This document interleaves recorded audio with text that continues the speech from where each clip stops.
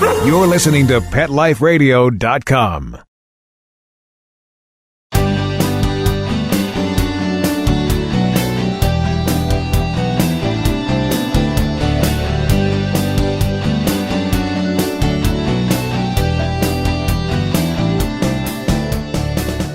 Welcome to Max A Pooch's Awesome Animal Advocates on Pet Life Radio. I'm your host, Keith Sanderson, chronicler of animal advocates, writer, and human companion to Max A Pooch, the canine superhero to the environment and admirer of animal advocates everywhere. Max and I thank you for joining us today for this episode of Awesome Advocates. We dedicate this show to those amazing people who work to save the lives and or improve conditions of companion, domestic, and wild animals. Our guest today has helped lead the crusade to effectively ban greyhound racing in Massachusetts, other states in New England, and is fighting the fight in the rest of the United States. Her name is Christine Dorchak, the co-founder and president of GREY2K USA. And right after these messages, we will meet Christine and learn why greyhounds don't really live a great life. We'll be right back, right after these messages. Stay tuned. Petco, where the pets go. Petco, where the pets go. Pet Life Radio has tail-wagging, fur-flying, fabulous deals for our listeners from Petco. Get $6 off your order of $60 or more and up to 40% off the entire Petco site. That's right, but that's not all. Because you're a Pet Life Radio listener, you'll also get free shipping on your order of $49 or more. $6 off, up to 40% off, and free shipping from Pet Life Radio and Petco. To get these awesome deals, go to PetcoDeals.com. That's PetcoDeals.com. Petco, where the pets go. X-Power is a global brand that offers a complete line of stand dryers, cage dryers, and multiple blasters that cater to both home and professional groomers. Designed to be quiet, lightweight, and powerful, X-Power pet dryers will save you time, energy, and money. The X-Power B2 Pro at Home Dryer is the perfect gift for family and friends. Please check out our specials at viperpet.com and amazon.com. For more information, visit xpower.ws or call 855-855-8868. Let's talk pets on PetLifeRadio.com.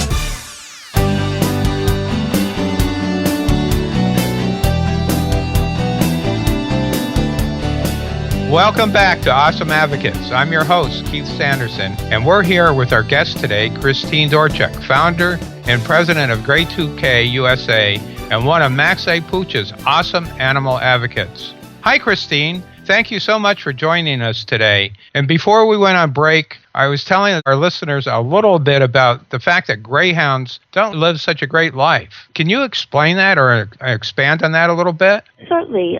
Thank you so much for allowing me to come on your great new program, Keith. I'm so proud to be a part of these efforts. I don't know if I can qualify for an awesome advocate, but I'm going to try. Our organization, GREY2K USA, was formed as a single-issue advocacy organization in 2001, and we are focused on ending the cruelty of dog racing, both here in the United States and around the world.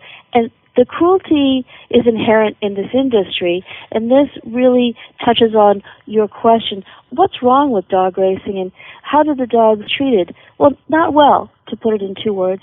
They are treated like commodities. They must perform. If they don't perform, they're out. And they're replaced by a puppy who might perform better or not. If that dog doesn't perform well, he's out. And it just goes on and on and on. And this breeding for commercial purposes adds to the overpopulation problem for other companion animals looking for homes. So here's an industry that is purposely creating dogs to make money. If the dogs don't make money, some may be adopted, pushing others out of homes. Others are simply killed. It's just wrong. It really does seem wrong. And I guess because it's a commercial enterprise, if the dog doesn't perform, they're going to do something with it rather than keep it for a pet. This is an industry. This isn't a pet lovers club. This is an industry. That's right. And now, how long ago did you found your organization? Well, I was honored to be a part of a group of volunteers in the year 1999. We came together without any knowledge of the political process or really how things work, to tell you the truth. We came together because dogs were suffering in our backyard. 1,000 dogs at 2 dog tracks in our state. And we knew about the terrible things happening to them, and we wanted to stop it. And for years before '99, we would stand outside the dog tracks, Wonderland and Rainham Park here in Massachusetts, with signs. Sometimes we'd get some press, and we thought that was the way we could end this cruelty here. Well, it just wasn't working. So thankfully, someone heard about our efforts through one of the few media stories we would get. And he said, "Do you really want to end dog racing?" We said, "Of course. That's why we're here with our signs." And he said, "Put down the signs. Let's go to the ballot." And we didn't even know what that meant. But we sure found out. We collected over 150,000 signatures to get on the ballot in the year 2000 to ask the voters of this state to end dog racing. We made the case that dog racing was cruel and inhumane, and it should end. And we almost won. We had no money. All we had was our hearts on our sleeves, and we lost by less than 2%. So that was in the year 2000. And what happened after that is several of us who were veterans of the campaign came together and said, let's get serious. Let's find out how this process works. Let's find out how to make our case better, and let's try to find out how to raise some money so we can get our message out widely on television, radio, everywhere, so people know what's happening to these dogs. And we did it. We formed in 2001 as GREY2K USA. Myself, Carrie Teal, who's a political strategist, Dr. Jill Hoffenbeck, a veterinarian, and for good measure, Tom Gray, a reverend. So we had all forces on our side for the Greyhounds, and that's how we started in 2001. What does GREY2K USA stand for, the GREY2K? Well, it meant originally, we were originally the GREY2K committee, which referred to the idea that greyhound racing would end in the year 2000. So, as I said, we had our hearts on our sleeves in 2000, and we thought, of course, everybody's going to vote for our question. It's obvious. You got to help dogs, But there's more to being right, more to winning than being right, is what we found out. You had to actually know how to deliver the message. So, in any case, we did not want to pretend that we were anything other than the same people who had tried to bring the first question. And we said, well, we're going to build on the name. We'll be GREY2K USA, because we're not just going to end dog racing in Massachusetts. We're going to end it nationwide. And just recently, we have now expanded our domain, and we're working around the world. I don't know if we're going to change the name again, Keith, but that's why we're GREY2K USA. Okay. A train and a dog named Kelsey and later a dog named Zoe really changed the course of your life to the point you're at now. Can you tell us a little bit about what happened? Oh, yeah. It's hard to talk about, but I had a wonderful dog named Kelsey, and her picture sits on my desk every day. She and I were just close can be. I saved her from a high-kill facility, and we were just best friends. And one day we were struck while out on a walk by a speeding train, and miraculously we both survived. And when I came out of one of my comas, the only thing I could remember about myself, my past, was Kelsey. And when I could get out some words, I said, "How's Kelsey?" And I couldn't remember my parents. I couldn't remember my friends. I just remembered my dog, Kelsey. That's how close we were. So when I was able to go through rehabilitation, I had hurt my back. I had hurt my neck. I had a lot of, as I said, memory problems. I was able to recover with Kelsey. Kelsey suffered a broken hip, and she also was in rehab. So we went through rehab together just as we'd gone through life together before that. And I was very honored to have her with me until 2005. She died only a few days after I finished law school. And I felt at that time, this dog, who by then was 15 years old, had stayed around long enough to get me through a very difficult time of the formation of GREY2K USA and going to school at night. Both things which I started in the fall of 2001.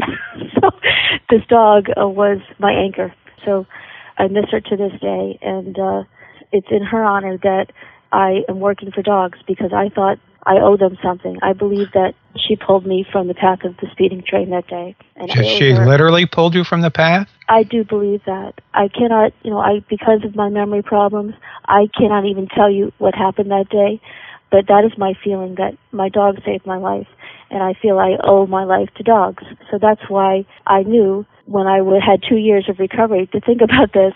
If I ever get up again, if I can walk again, if I can talk again, if I can function again on my own, I'm going to devote myself to helping dogs.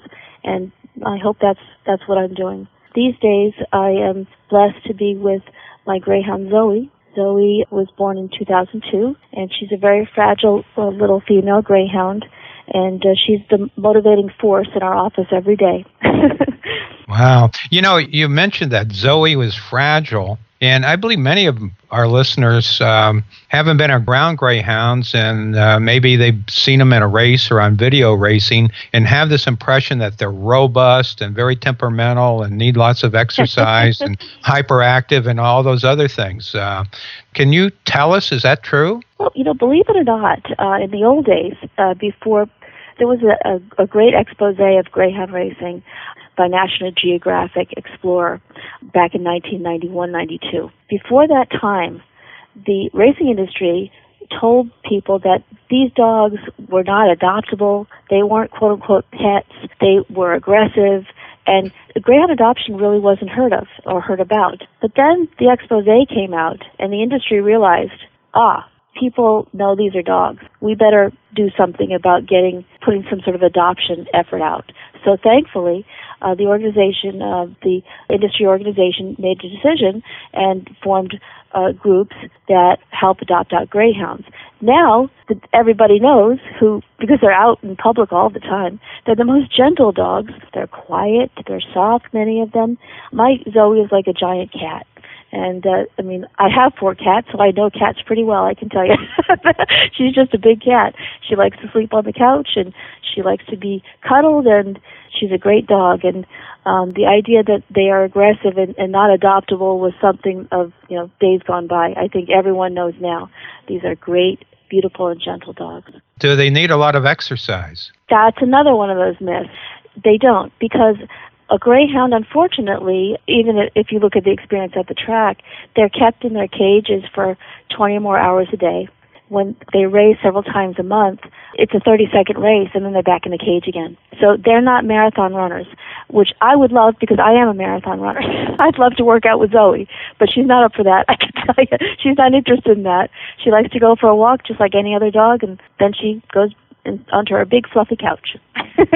So you're telling me the ideal home setting for a greyhound, you don't need a racetrack? Definitely not. What would be good is, and most adoption groups, if not all, will say a fenced-in yard is very important for a greyhound, because greyhounds, when they are out in public, they should be kept on leash because they can just take off 45 miles per hour. If they see something, and you will not catch that greyhound unless that greyhound wants to be caught. So it's very dangerous I don't think it's a good idea to walk around with any dog off leash, but greyhounds particularly should not be walked around off leash. Yeah, I think that'd be probably a good idea, especially since they're sight hounds. Yeah. And if they saw something moving like a squirrel or a bunny down the way, they might just take off. No, not my Zoe. She's a pacifist. But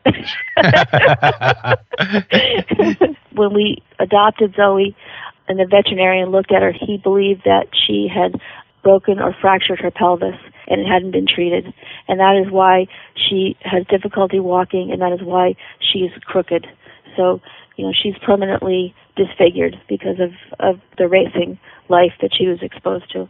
Are injuries prevalent in greyhound racing? That is actually one of the most significant problems. People say to me, well, what's wrong with dog racing? Well, it's really the everyday life of a greyhound in the racing world, which is what concerns me and what this organization focuses on. As I mentioned, greyhounds are kept confined, and they're kept confined in warehouse-style kennels. They're in small, stacked cages, like chicken coops for greyhounds. They can barely stand up or turn around. And according to agency records and industry statements that we've obtained, they stay in these cages for 20 hours or more each day. They're what's called a turnout. There's 2 or 3 turnouts a day for a few minutes.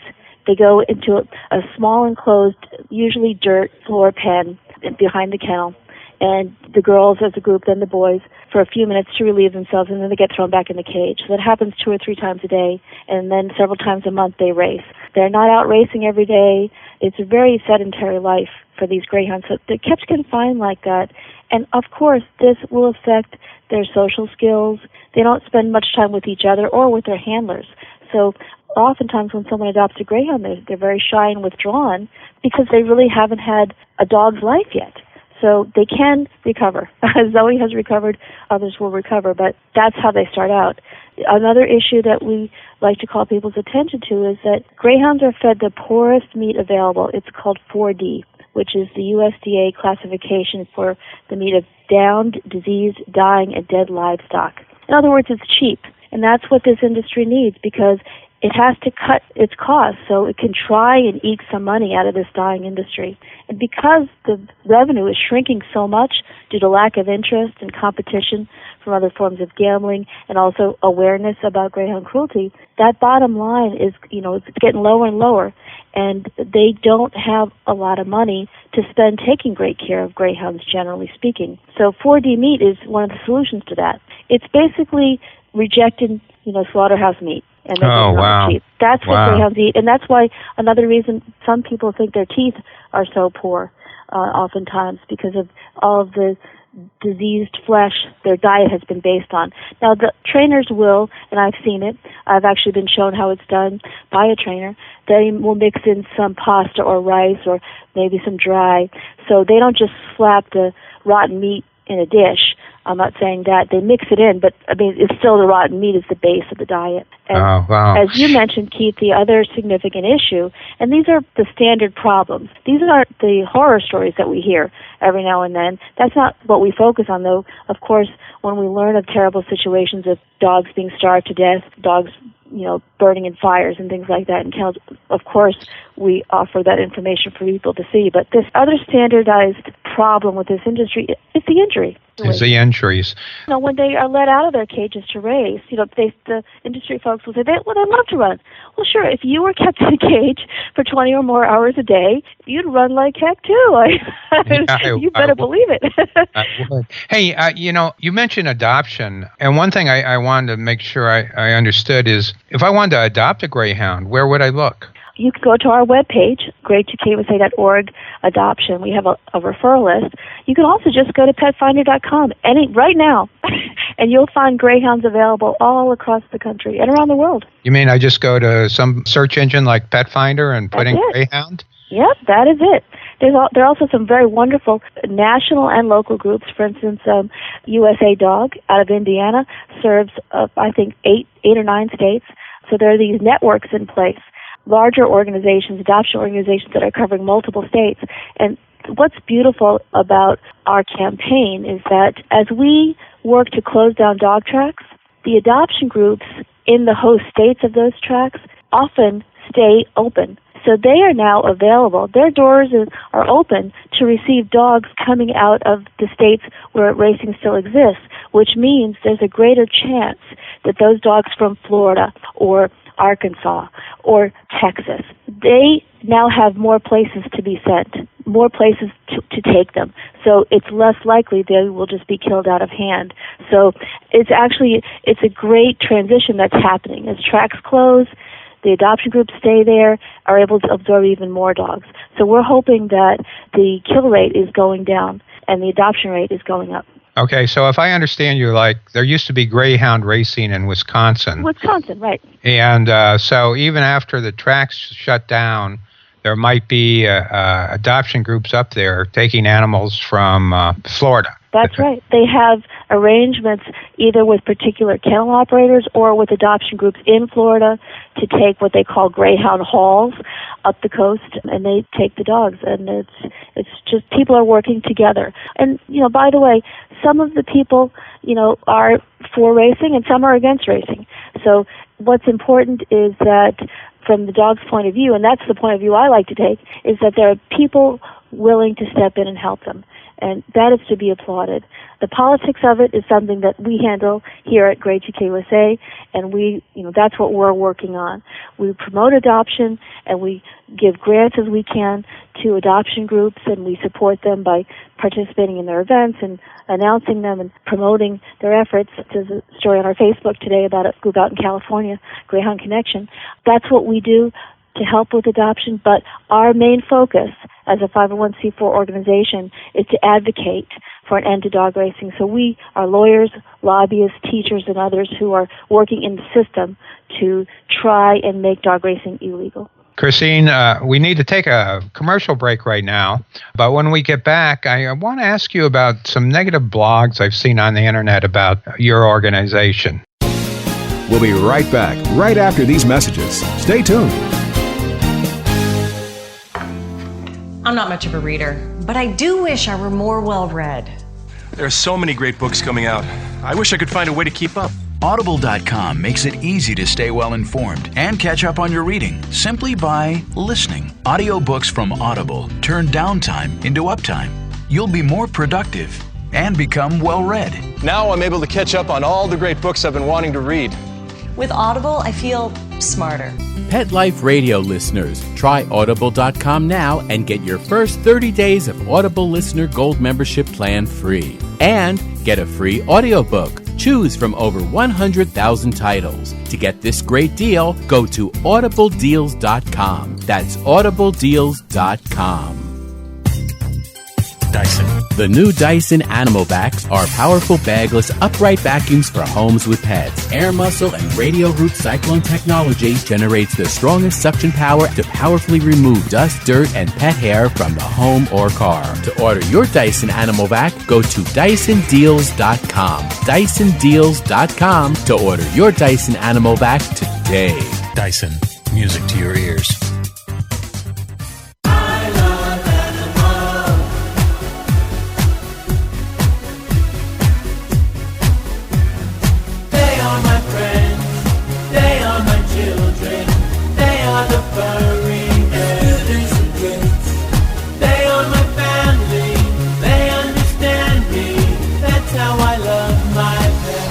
I Love My Pets, the new single by Mark Winter, available in iTunes. When you're looking to add a pet into your life, consider adopting a homeless animal from your local shelter or rescue group. Whether you want a kitten, puppy, or a more mature pet, a purebred or a one-of-a-kind mixed breed, even a rabbit or hamster, your shelter has the best selection of animals anywhere, all screened for good health and behavior. PetLifeRadio.com presents Take Me Home with your host, Susan Daffron. Join us each week as we showcase wonderful pets, tell stories, and even throw some pet education into the mix. So get ready to find out why the pet adoption option can be a great way to add a furry companion into your life. Take Me Home every week on demand, only on PetLifeRadio.com.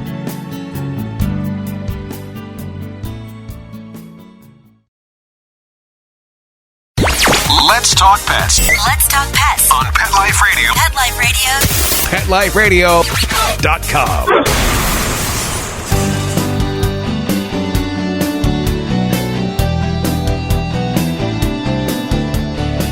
Welcome back to Max A Pooch's Awesome Animal Advocates and our guest, Christine Dorchak, co-founder and president of GREY2K USA. And I asked Christine about some blogs I've seen that are negative about GREY2K USA.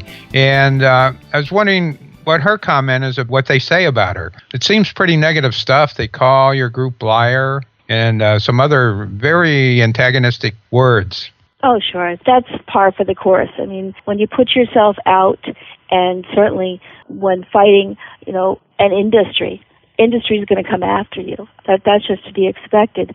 GREY2K USA, actually, we have a very strict policy. We rely on state records and official documents only. We don't speculate. We don't give our opinion that is untethered. We always refer back to the industry's own records when we're explaining what is happening to greyhound dogs. For instance, we put out a report that showed that nearly 3,000 dogs were reported as injured at one track in West Virginia over an 18-month period. oh my goodness, that track was all over, saying, oh, you are a bunch of liars.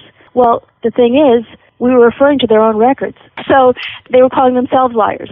So it's kind of a tricky situation for industry now, because where this was once a he said, she said debate, this is now a they said debate. And all they can do is try to deny their own records. And I guess attacking the messenger is the other strategy that they've thought of, but I do not believe it's working.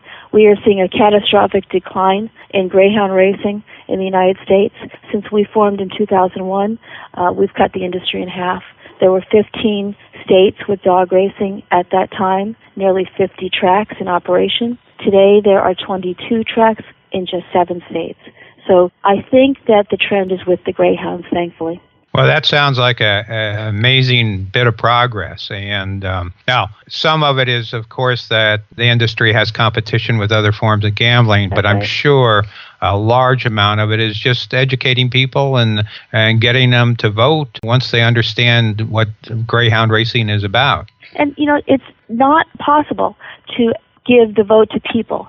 People don't have what's called the ballot initiative process or the citizens initiative right in every state. Only 24 states have some form of the process, and unfortunately, most of the dog racing states are not in that category. So Florida is one that we are considering a ballot question, certainly. We have to, in fact, make our case to lawmakers. So, for instance, today there will be a hearing in Colorado. Colorado lawmakers are considering extending the right of the tracks there, the former tracks, to simulcast dog racing from other states. So I can't ask people to vote against that. I have to ask the lawmakers on that committee to please not approve that measure and end simulcast wagering on dogs in Colorado. Dog racing actually ended in Colorado a few years ago, so there is no live dog racing there. It's been over since 2007. Mile High closed at that point. There were 5 tracks at one time, Mile High the last. So dog racing is over, except Colorado has been allowing its citizens to bet on dog races taking place elsewhere.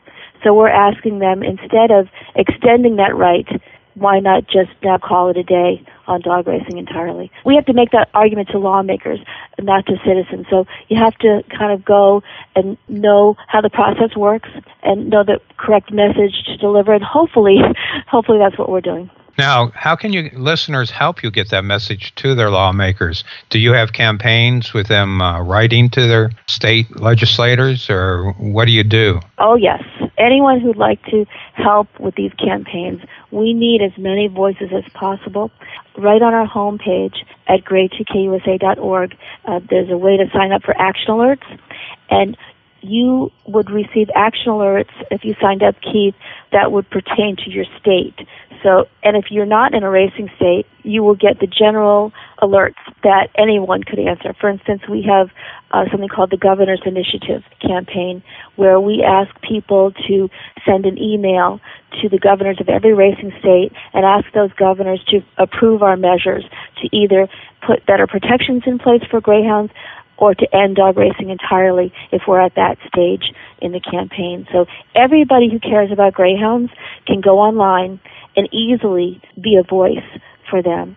You can also donate. You can also do a public outreach table. We'll give you free materials. There are so many ways to help, and just clicking on our website and taking a look about all these different opportunities, I think, would be a great way to start.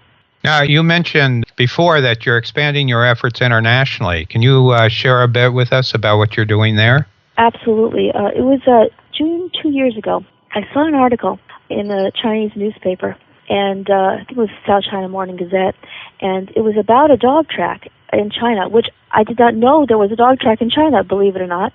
It's actually not on the mainland, so I'll give myself a little bit of a break. It's on Macau, and it is called the Canidrome. And according to this article, 400 greyhounds were sent there every year and died there because there was no adoption program. At least there's an opportunity for adoption here in the U.S. At the Canidrome, once a dog slows down, is injured, that dog is killed and replaced by another dog. And the dogs were coming from Australia at a rate of 30 a month.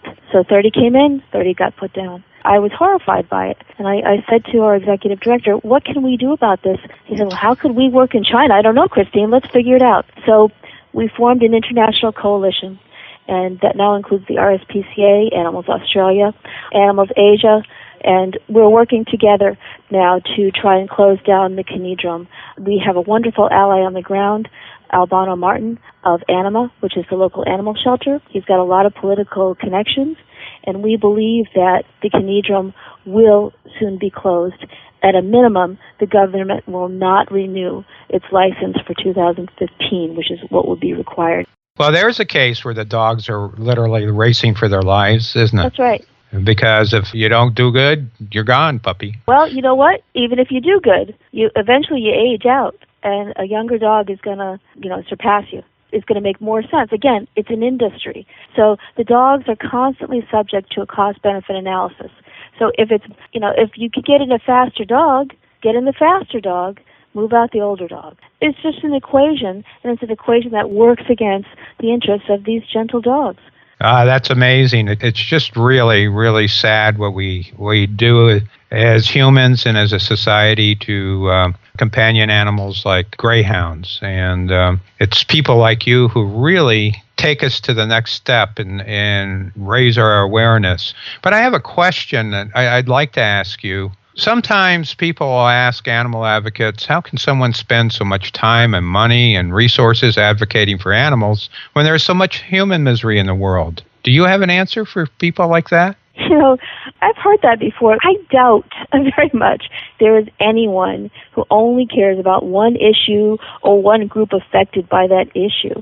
I mean, life is rich and there are many dynamics and interests. And I believe by helping animals, we only expand our compassion and make the world a better place for everyone. This is a global community, and you can't just pick and choose who deserves help. Everybody who deserves help, everybody deserves help. I don't distinguish between a dog or a person who needs help. If I can help a person, I'll help the person. That doesn't keep me from helping the animal, and vice versa. It's just that simple. There's no reason to set up barriers on or limit our compassion. Our compassion should expand, not retract. Well, that's a very interesting observation. And I think you're right. So many times we like to pigeonhole people and say, well, they're for this or they're for that, therefore they must be bad or good or whatever. And I've really learned that, Keita. People feel that, in politics, for instance, well, the Democrats will support the Greyhounds and the Republicans won't. We've actually had some of our bills led by Republicans in various states. So the Greyhound issue is one that crosses divides.